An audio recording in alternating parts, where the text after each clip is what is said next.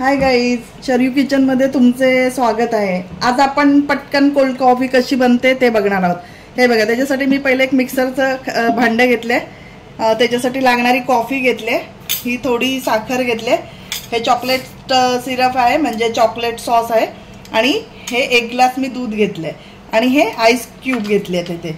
हे बघा, त्या भांड्यामध्ये मी हे बघा सगळ्यात आधी मिक्सरच्या भांड्यामध्ये मी हे दूध घेतलंय थंड करून। ते थंड दूध 1 ग्लास ओतणार आहे। त्याच्यानंतर ही जी कॉफी आहे ती कॉफी घालणार आहे।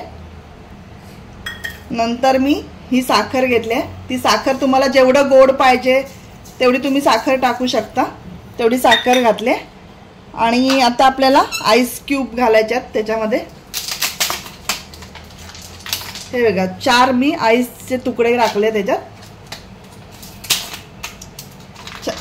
4-5 तुम्ही आईस क्यूब घालायचे आहेत त्याच्यात। आणि आता आपल्याला हे सगळं छानपैकी मिक्सरला फिरवून, हे बघा गाई, छानपैकी असं मिक्सरला हे आपण फिरवून घेतलंय। हे बघा किती छान वरती फेस आलाय, एकदम कॅफे मध्ये मिळते तसं।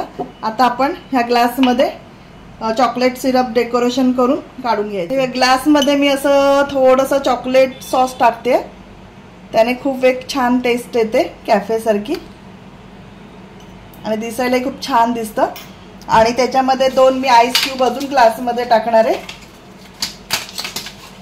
हे 2 आईस क्यूब घातलेत, आणि आता आपल्याला ही कॉफी काढून घ्यायची।